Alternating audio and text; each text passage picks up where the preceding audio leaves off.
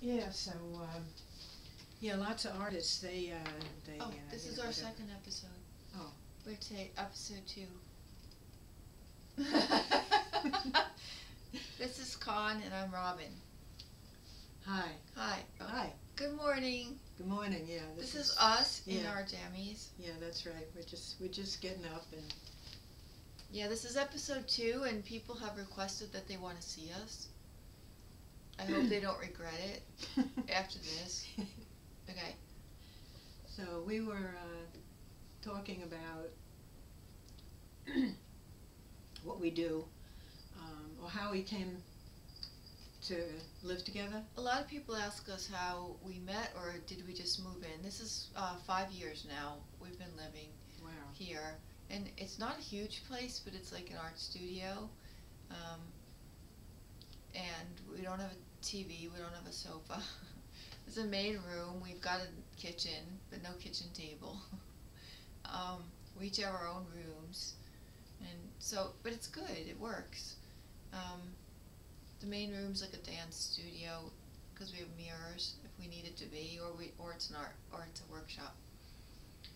Anyway, so how we met, back in the early 90s, I was publishing an art magazine called The Exhibitioner.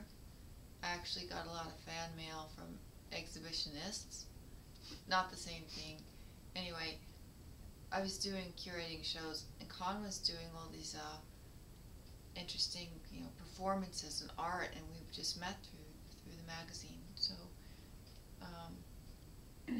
yeah, and so we've been friends since then. There might have been long periods where we didn't communicate, but then at some point we got back together again, and we're living in different areas, and somehow we both needed to find a place at the same time, and it just kind of happened. And actually within a few hours that day when it happened, we decided to do it, found an apartment, and by the end of the day we had it.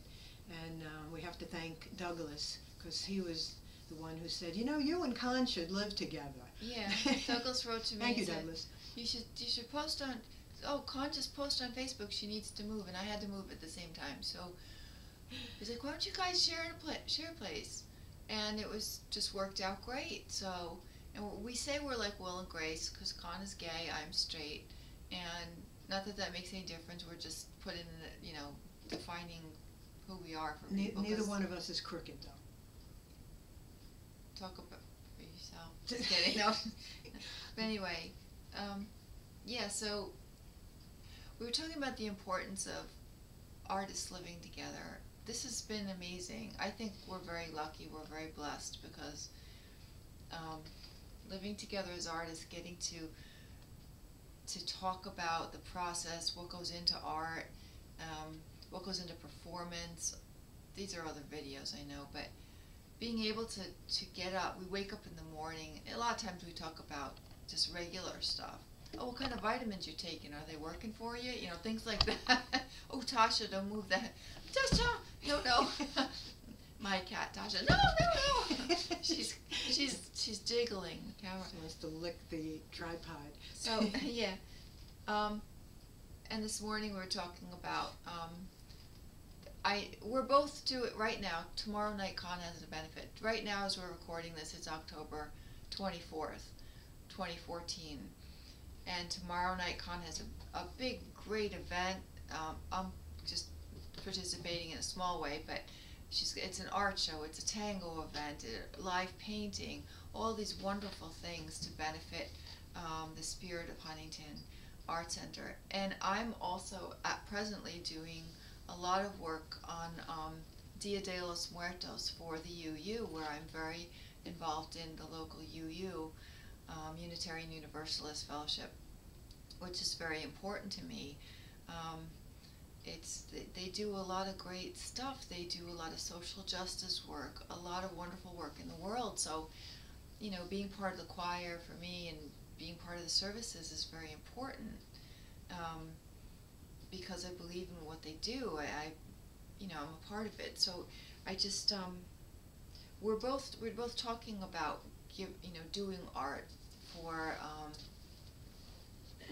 free. A lot of artists have this thing about, oh, I won't work for free. And I understand that because a lot of society doesn't understand what goes into creating work, all the hours and the time, and whether it's a work of art or a performance or whatever medium it is. But we were talking about why we do it. Do you want to? Yeah, well, it's because it's something we love, it's our passion, and it doesn't matter to me. It's like I just want to do whatever I can do to, it's like, make it happen, do it, and share. So, and if I could be helping someone at the same time, um, it's a win-win situation. If somehow, you know, I'm not worried about like how much money I'm making, and I mean how much energy is there to even use up the money, even if you had so much of it. There's only so much time you can put into a day, and so we have a place to stay, I eat, I have a car, and it's like if I have enough money for tango, I'm happy with all that, and take care of my family, and so whatever I can do. And this center, I feel like I'm really I belong to this community, and we're helping through the vets and children with challenges, and I just want to keep doing that however I can through art. And my art really revolves around tango and painting and sculpture and whatever, you know, just ideas and creativity. So yeah, and I think that's really important. So just going to keep doing that.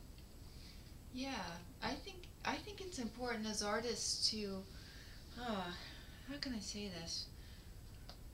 Yes, we share our gifts with the world, and it's not that all of us have a responsibility, because some artists might not feel that way, but I'm an artist who does feel that way. I feel like if I can enhance the world in some way, if I can make it better, like help an organization that's helping other people. My art's been in benefits and things and fundraisers for many, many years. I think I started doing it in the 90s, being invited to be part of different benefits. Will you paint this? And it goes to be auctioned off, or, you know, and I don't know, I think that's like I actually have thought about starting this website one day, or organization called the Philanthropartists. It's about artists using, you know, we have a lot of power actually, because even though people don't think they need art, they do, because entertainment, music, I mean, look at the people who make the most money in the world. It's like usually a lot of them are entertainers, a lot of them musicians, performers, actors. Like, people need it, and if there's a way, if we do have some kind of gift we can use to make the world a better place, even if it's not directly, it's maybe by helping an organization.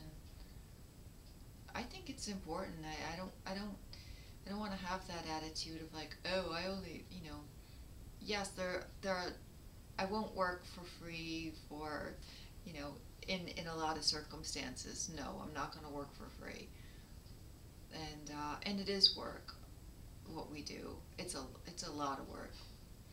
People who are not artists don't understand. Not to delineate artists from non-artists. I don't want to put that out there, but it's different. It is different living the life we live. We've chosen to live this way. You know,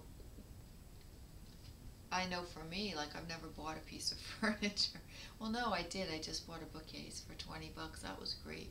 Anyway, but I know, you know, we don't have the big fancy house. We don't have the big fancy cars, but we have what we need. And was that what you were saying before? Yeah, to have what we need. We're not homeless, and we like our home, and we like living this way, and both of us can be respectful to each other's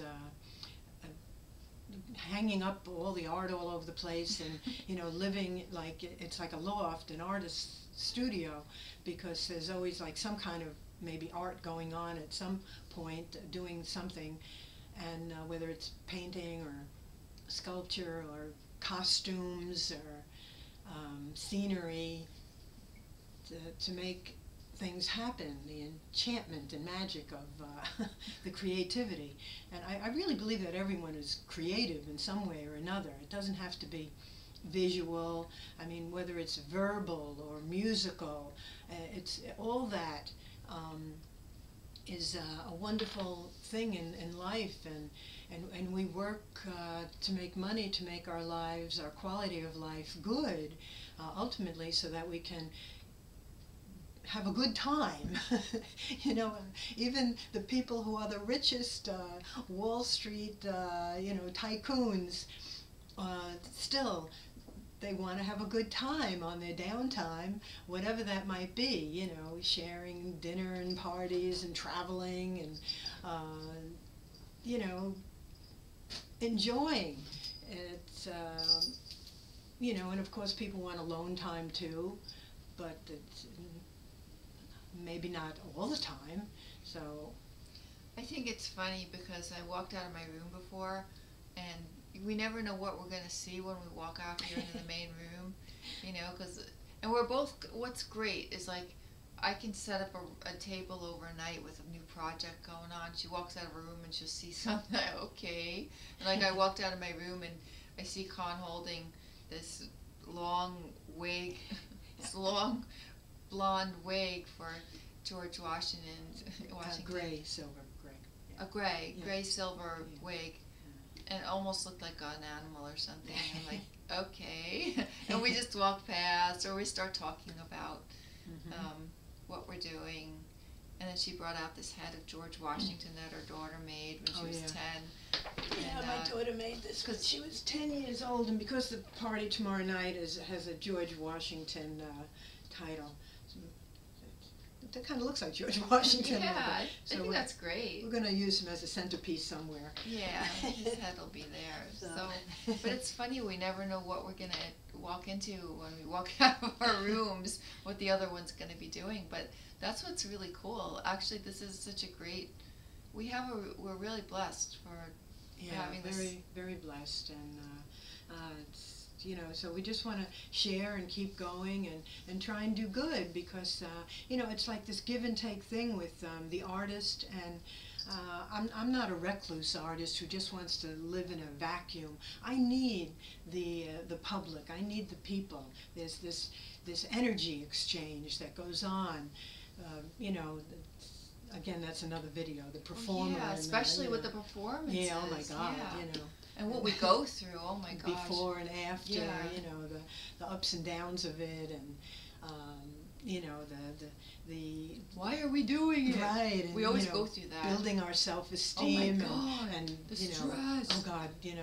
Don't fall into People that. go, oh, who's gonna like insecure state. You gotta stay positive and on with the show. Yeah. No matter what happens.